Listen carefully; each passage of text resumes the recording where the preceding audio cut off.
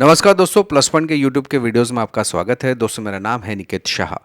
दोस्तों, आज के इस लेक्चर में हम लोग जानने वाले हैं कि ये जो पीएलसी रहता है या डीसीएस सिस्टम, काफ़ी सारा कन्फ्यूजन है डीसीएस सिस्टम में, और साथ ही साथ स्काडा, ये तीनों सिस्टम को हम लोग एकदम डिटेल में समझने वाले हैं। कौन सा सिस्टम आपके लिए सही रहेगा उसको भी जानने की कोशिश करेंगे। तो इस वीडियो का अंत तक ज़रूर देखेगा, पसंद आएगा तो अपने दोस्तों के साथ में ज़रूर शेयर करिए। तो चलिए वीडियो की शुरुआत कर लेते हैं।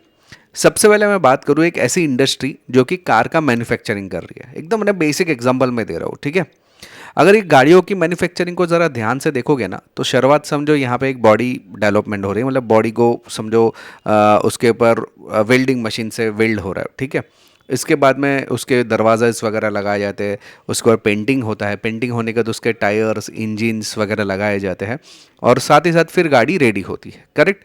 ये उसका एक नॉर्मल प्रोसेस है, लेकिन ये आप ध्यान से देखोगे तो ये सारा प्रोसेस स्टेप बाय स्टेप हो रहा है। मतलब एक जगह पे ये हो रहा है, दूसरी जगह पे दूसरी चीज़ हो रही है, तीसरी जगह पे तीसरी चीज़ हो रही है, चौथी जगह पे चौथी चीज़ हो रही है। स्टेप बाय स्टेप सारा प्रोसेस हो रहा है और गाड़ी पूरा आउटपुट जो है वो जनरेट कर रही है। इसके अंदर अगर आप देखोगे स्टेप बाय स्टेप प्रोसेस होने की वजह से आप ये सारे जो प्रोसेस है उसको अलग अलग पीएलसी के जरिए कंट्रोल कर सकते हो। मान लो कि जैसे ये स्टेप है तो उसके लिए एक पीएलसी अलग, ये स्टेप के लिए दूसरा पीएलसी, ये स्टेप के लिए तीसरा पीएलसी, क्योंकि स्टेप बाय स्टेप यहाँ पे चीज़ें हो रही है। तो जहाँ पे भी कोई भी जगह पे जहाँ पे स्टेप बाय स्टेप कोई भी काम होता है, या स्मॉल स्केल इंडस्ट्री की मैं बात करूँ, जैसे कुछ पैकेजिंग यूनिट हो गया, या कुछ समझो एक बेसिक यूनिट जहाँ पे इस्तेमाल हो रही है, जहाँ पे ज़्यादा एक साथ में पूरा काम करने की ज़रूरत नहीं, हम लोग स्टेप बाय स्टेप हिसाब से कर सकते हैं, और जिसमें 500 से ज़्यादा इनपुट आउटपुट सिस्टम्स है, वहाँ पे हम लोग पीएलसी का प्रयोग करते हैं। ये वर्ड याद रखना, 500 से कम जहाँ पे रहेगा जनरली वहाँ पे हम लोग पीएलसी का यूज़ करते हैं। फिर बात करते हैं एक ऐसी इंडस्ट्री जो कि बहुत बड़ी है, जैसे कि समझो ऑयल फिल्टरिंग प्लांट है, या समझो एक बहुत बड़ी ऑयल कंपनी है जो ऑयल का प्रोडक्शन करती है, या समझो क्रूड का मैन्युफैक्चरिंग करती है, या पावर रिलेटेड कोई कंपनी है, जहाँ पे कंपलसरी एक ही साथ में पूरे कंपनी का प्रोसेस करना पड़ता है। एक रुक गया तो पूरा रुक जाएगा, सब में एक में प्रॉब्लम है तो सब में प्रॉब्लम आ गया, ठीक है। जब भी ऐसी टाइप की कोई इंडस्ट्री होती है जहाँ पे एक साथ में पूरी कंपनी का काम एक ही साथ में होना चाहिए, कहीं पे भी स्टॉप नहीं होना चाहिए, एक के ऊपर दूसरा निर्भर है, दूसरे पे तीसरा निर्भर है, और एक ही साथ में एक ही लाइन में होना चाहिए, कंटिन्यूस, बीच में रुकना नहीं चाहिए। तो उस जगह पे हम लोग क्या करते हैं, अलग अलग हिस्सों में बांट के डीसीएस सिस्टम का प्रयोग करते हैं, यानी कि डिस्ट्रीब्यूशन कंट्रोल सिस्टम का प्रयोग करते हैं। अगर आप ध्यान से देखोगे, यहाँ पे मैंने एक एग्जांपल दिया, एक रिफाइनरी है।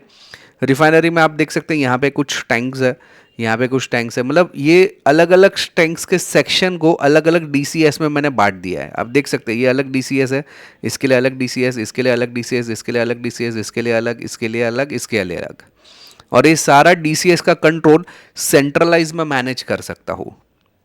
डीसीएस बहुत बड़ा सिस्टम रहता है, मतलब एक बहुत बड़ी कंपनी है जहाँ पे एक साथ में पूरा काम हो रहा है, वहाँ पे मैं डीसीएस सिस्टम का प्रयोग करता हूँ। ये देखिए, ये डीसीएस सिस्टम का कुछ मैंने एक झलक दिखलाया है कि ये एक डीसीएस सिस्टम कुछ इस तरीके से काम करता है। इतने सारे सिस्टम्स, इतनी सारी चीज़ें एक साथ में अटैच कर सकते हैं, जहाँ पे नेटवर्क बहुत सारा लगेगा आपको, मतलब इधर इधर इधर इधर इधर हर एक जगह पे अलग अलग नेटवर्क, सेंट्रलाइज मॉनिटरिंग, साथ ही साथ रिडंडेंसी भी रहता है इसके अंदर। तो इस टाइप की इंडस्ट्री में आपका डीसीएस सिस्टम प्रयोग होता है। तो जिन लोगों को कंफ्यूजन था पीएलसी और डीसीएस सिस्टम, वो क्लियर हो गया रहेगा। चलिए कोई बात नहीं, उसको और ज़रा डिटेल में खोद के निकाल दे कि भाई पीएलसी जो सिस्टम है वो तो मैंने समझ लिया कि छोटी जगह पे जहाँ पे कन्वेयर बेल्ट अलग अलग है, अलग अलग प्रोडक्शन लाइन रहती है, वहाँ पे पीएलसी लग जाते हैं, जहाँ पे 500 से कम इनपुट आउटपुट है। लेकिन बहुत बड़ी इंडस्ट्री, एक साथ में पूरा प्रोसेस हो रहा है, तो वहाँ पे डीसीएस सिस्टम लगा होगा। लेकिन ये स्काडा क्या प्रोसेस है, स्काडा डीसीएस में लगेगा या नहीं लगेगा, पीएलसी में स्काडा लगता है तो डीसीएस में क्यों नहीं लगता है, ये सिर्फ चीज़ों को भी मैं एक्सप्लेन कर देता हूँ। लेकिन ये एक्सप्लेन करने से पहले जानकारी के लिए बता दूं, हम लोग ने ऑनलाइन में भी बहुत सारे कोर्सेज चालू कर दिए। इसमें हमारे पास आरएलसी है, पीएलसी है, स्काडा है, मोटर रिवाइंडिंग है, होम अप्लायंसेस रिपेयरिंग है, सोलर पावर है, एनिमेशन है, आर्डिनो है, रोबोटिक्स है, आईओटी है, एम्बेडेड सिस्टम्स के अंदर भी बहुत सारे काम है, इंडस्ट्रियल ऑटोमेशन का कोर्स है, फिर computer hardware, laptop repairing, mobile repairing, auto CAD जो ड्राइंग्स के लिए लगता है, इलेक्ट्रिकल्स। इसके अलावा हम हमारे पास प्रोग्रामिंग के भी कोर्सेस है, डिज़ाइनिंग के भी कोर्सेस है, कुल मिला के 60 से ज़्यादा कोर्सेस है। अगर आपको ये कोर्सेज करना है ना, तो हमारा एप्लीकेशन है, एप्लीकेशन का नाम है प्लस पॉइंट ट्रेनिंग, ये आपको गूगल प्ले स्टोर पे मिल जाएगा। अधिक जानकारी के लिए यहाँ पे 2 अलग अलग व्हाट्सअप नंबर दिए हैं, इन दोनों में से किसी भी एक व्हाट्सअप पे मुझे हाई का मैसेज डाल दीजिए, तो मैं सारी जानकारी आपको व्हाट्सअप के माध्यम से प्रोवाइड करवा दूंगा।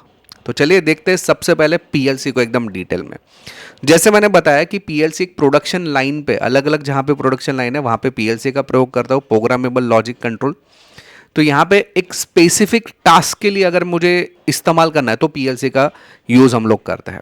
इसके की फीचर क्या है, एक तो रियल टाइम प्रोसेस होता है, लॉजिक बेस्ड कंट्रोलिंग होता है, फिर यहाँ पे अगर मैं कन्वेयर बेल्ट हो गया, पम्प्स हो गया, वॉल्स हो गया, उसको मुझे कंट्रोलिंग करना है तो मैं ये पीएलसी का प्रयोग करूँगा। दूसरा है डायरेक्ट मैन्युफैक्चरिंग प्रोसेस के लिए जनरली हम लोग उसका यूज़ करते हैं।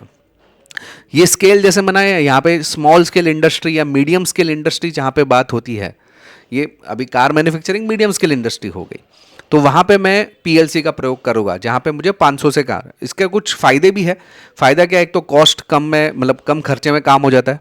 दूसरा स्पीड इसके हाई मिलती है और लॉजिक बहुत ही आसानी से हम लोग उसके अंदर डेवलप कर सकते थे। इसके कुछ एडवांटेजेस भी है और एग्जाम्पल तो मैंने अभी बताया आपको, असेंबली लाइन हो गया, मशीन कंट्रोल हो गया, रोबोटिक्स के आर्म्स हो गए, वहाँ पे हम लोग पीएलसी का प्रयोग करते हैं। उसी तरह से डीसीएस यानी कि डिस्ट्रीब्यूशन कंट्रोल सिस्टम, मैंने आपको एक रिफाइनरी का एग्जांपल लिया, करेक्ट। उसके अंदर हम लोग क्या करते हैं कि उसका जो पर्पस रहता है, ये एंटायर प्लांट को, एकदम लार्ज प्रोसेसिंग प्लांट है जैसे पावर, तो पावर जहाँ पे जनरेट होता है डिस्ट्रीब्यूशन, बहुत बड़ा प्लांट रहता है ना, तो उसको सारा कंट्रोलिंग करने का जो काम होता है वो एक ही साथ में करना पड़ता है, तो वहाँ पे डीसीएस सिस्टम लगाया जाता है। उसका कुछ की फीचर्स हैं, इसमें हम क्या मल्टीपल कंट्रोलर्स लगा सकते हैं। मल्टीपल कंट्रोल्स कैसा है, अभी जैसे कि मैंने यहाँ पे आपको थोड़ी देर पहले बताया, ये देखिए यहाँ पे आप देख सकते हैं, यहाँ पे मल्टीपल अलग अलग कंट्रोलर्स है। इन कंट्रोलर्स के भी कुछ बैकअप कंट्रोलर्स रहते हैं, मतलब एक कंट्रोलर खराब हो गया तो ऐसा नहीं कि पूरा प्रोडक्शन बंद हो जाना चाहिए, ऐसा नहीं रहता, उसके भी कुछ बैकअप कंट्रोलर्स रहते हैं जिसको रिडंडेंसी कंट्रोलर कहते हैं, या कंट्रोलर के मतलब छोटे छोटे कंट्रोलर, फिर उसका एक मेन कंट्रोलर वैसा भी रहता है, फिर उसका भी एक सेंट्रलाइज कंट्रोलर भी रहता है। समझ में आ रही बात। इस तरह से प्रोडक्ट डेवलप किया जाता है। और समझो एक कंट्रोलर बंद हो गया तो ऐसा नहीं कि पूरा प्लांट बंद हो जाएगा, उसका दूसरा कंट्रोलर भी रहता है, बैकअप कंट्रोलर, रिडंडेंसी प्रोवाइड करने के लिए। तो ऐसा बहुत सारी फायदे रहते हैं इसके डीसीएस सिस्टम के। स्केल जैसे मैंने बताया, कंटिन्यूस प्रोसेस जहाँ पे होता है या बहुत बड़ी इंडस्ट्री है वहाँ पे हम लोग डीसीएस सिस्टम यूज़ करते हैं। एडवांटेज इसके बहुत ही बेहतर है कि एक बहुत बड़ी इंडस्ट्री को आसानी से, कॉम्प्लेक्स सिस्टम को भी मैं आसान करके मैं देख सकता हूँ, कंट्रोल कर सकता हूँ, सेंट्रलाइज प्रोसेस कर सकता है। एग्जाम्पल जैसे मैंने बताया, ऑयल रिफाइनरी हो गया, केमिकल प्लांट्स हो गया, पावर जनरेशन सिस्टम, जहाँ पे बहुत बड़े कंट्रोलर्स लगते हैं, बहुत सारी चीज़ों को मैनेज करना रहता है, वहाँ पे मैं यूज़ करता हूँ।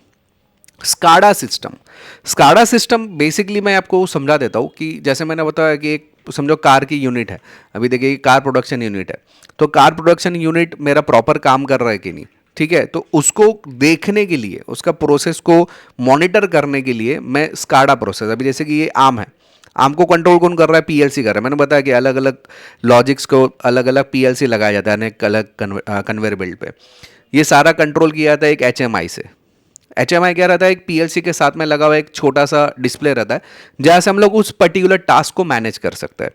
लेकिन ये सारे प्रोसेस को एक जगह से मैनेज कर सकते हैं जिसको बोलते हैं स्काडा प्रोग्रामिंग। हालांकि लिए उसके अलग सॉफ्टवेयर लगता है। इवन समझो रिमोट एरिया में है, अभी समझो आप यहाँ पे बैठे हो एक ऐसे बर्फ वाले एनवायरनमेंट में, आपको कुछ प्रोडक्शन कंपनी है यहाँ पे, तो वहाँ पे जा नहीं सकते, वहाँ पे समझो ह्यूमन रहना भी मुश्किल है, वहाँ से मुझे यहाँ से बैठे बैठे कंट्रोल करना है या उधर का प्रोसेस कैसा चल रहा है, ये सारी चीज़ें मुझे देखनी है, तो स्काडा के जरिए मैं कर सकता हूँ रिमोटली। ठीक है, तो ये उसके अंदर ऑप्शंस है। तो इसका मेन पर्पस क्या हो गया स्काडा का, तो मॉनिटरिंग और सुपरवाइजिंग करने के लिए था। इसके अलावा और एक है कि ये डेटा को भी स्टोर रखता है, मतलब आज के दिन में कितना प्रोडक्शन हुआ, कहाँ कहाँ पे कितना कितना फॉल्ट है, ये डेटा को भी हम लोग स्टोर कर सकते हैं, एनालाइज कर सकते हैं, बाद में भी देख सकते हैं, ऐसे मतलब बहुत सारी चीज़ें कर सकते हैं और रिमोटली ऑपरेट कर सकते हैं। आरटीयू यहाँ पे दिख रहा है, देखो आरटीयू, रिमोट टर्मिनल यूनिट्स ऐसे लगाए जाते हैं ताकि सेंसर्स जो भी काम कर रहे हैं, जो कंट्रोलर्स काम कर रहे हैं, रिमोट के जरिए हमको दिखाई दे। हम लोग समझो मेरे घर पे बैठा हूँ मैं, तो घर पे बैठे बैठे मैं देख सकता हूँ प्रोडक्शन कितना हो रहा है, क्या हो रहा है, कहाँ पे प्रॉब्लम है। अलार्म जनरेट कर सकते हैं, डेटा लॉग्स जनरेट कर सकते हैं, सेंट्रलाइज मैनेजमेंट भी कर सकते हैं इसके अंदर। तो जैसे मैंने बताया इसका यूज़ जो है जनरली जोग्राफिकली, अभी समझो मैं घर पे बैठा हूँ, मेरे कंपनी में क्या चल रहा है, तो इधर बैठे बैठे मैं सीसीटीवी की बात नहीं कर रहा हूँ, मैं यहाँ पे कर रहा हूँ प्रोडक्शन लाइन में क्या चल रहा है, कहाँ पे दिक्कत है, क्या वॉल चल रहा है, क्या नहीं चल रहा है, अलार्म जनरेट हो रहा है, तो सब कुछ मुझे दिखाई देगा। ठीक है। इसका एडवांटेज क्या है कि बैठे बैठे मुझे दिखा दे, रिमोटली मैं मैनेज कर सकता हूँ, डेटा एनालिसिस कर सकता हूँ, रिपोर्ट भी जनरेट कर सकता हूँ। जैसे मैंने टर्मिनल मतलब एक वाटर ट्रीटमेंट प्लान का एग्जांपल दिया, या एनर्जी ग्रिड का दिया, टेलीकम्युनिकेशन लाइन का दिया, तो ये सारी चीज़ें स्काडा पे चलती है। लेकिन स्काडा अलग हो गया, अभी डीसीएस में ना स्काडा सिस्टम नहीं लगता है।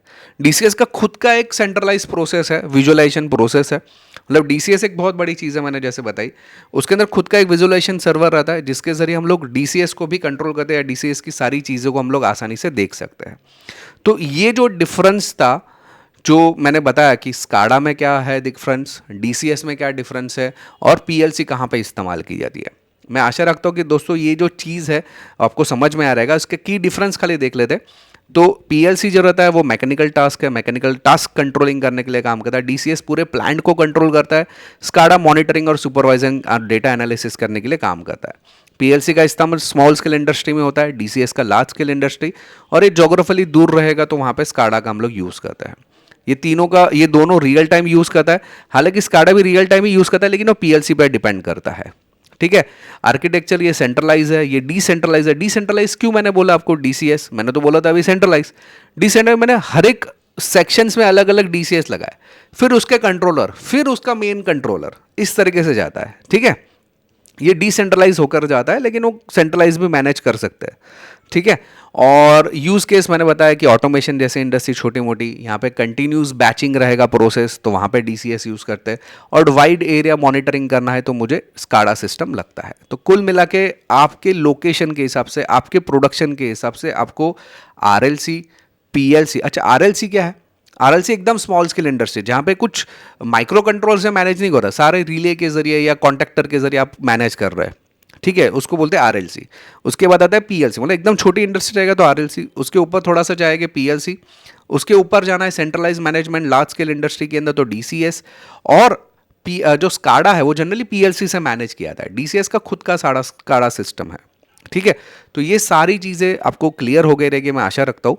अगर आपको ऑनलाइन कोर्सेज करना है तो ये दोनों मेरे व्हाट्सअप नंबर है, इसमें किसी पे भी मुझे हाई का मैसेज डाल दीजिए, मैं सारी जानकारी आपको व्हाट्सअप के माध्यम से भिजवा दूंगा। चलिए दोस्तों, इस वीडियो में इतना ही। अगर आप नए हैं चैनल के ऊपर तो सब्सक्राइब का बटन दबा के बेल का आइकॉन दबा दीजिए, ताकि मेरे जो भी नए वीडियोज़ आएगा उसका नोटिफिकेशन आपको जल्द से जल्द मिल जाए। चलिए इस वीडियो में इतना ही। Thanks for listening.